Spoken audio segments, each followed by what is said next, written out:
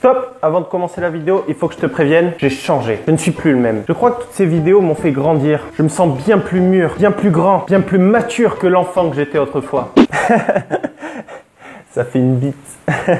Ouais, bon, je reste un homme quand même.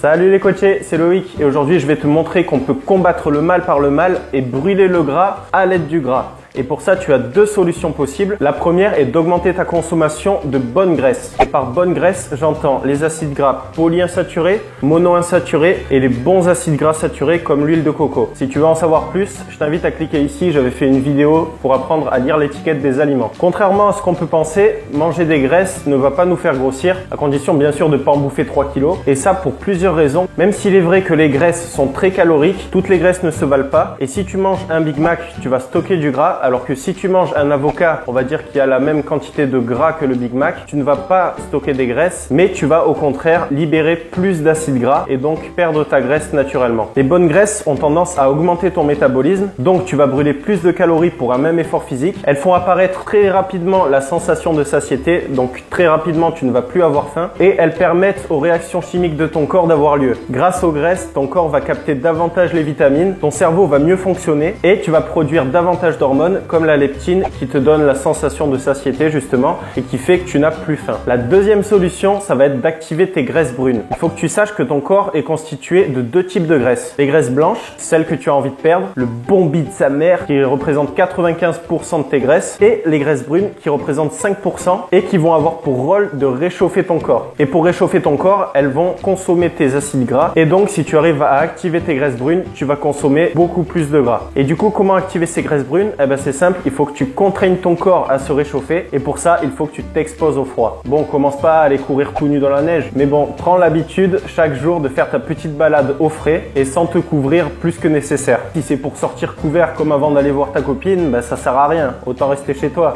Tu veux sécher, garde-les au frais, hein. Bon, après l'inconvénient du froid, c'est qu'il va augmenter ton appétit et tu vas avoir envie de manger davantage pour reformer tes réserves. Mais si tu arrives à t'exposer quelques minutes au froid chaque jour sans pour autant augmenter tes apports caloriques, eh ben, tu vas te rendre compte que tu vas réussir à sécher et à perdre du gras facilement. C'est sûr que si tu rentres chez toi après ta balade et que tu t'enfiles la grosse raclette énervée des familles, eh ben, tu vas pas perdre autant de gras que ce que tu aurais souhaité. Et voilà pour cette vidéo. J'espère qu'elle t'a plu. Si c'est le cas et que tu veux me soutenir, pense à la liker et à t'abonner. Ça me fera super plaisir. Moi, je te dis à très bientôt et je te félicite parce qu'aujourd'hui, tu t'es repris en main.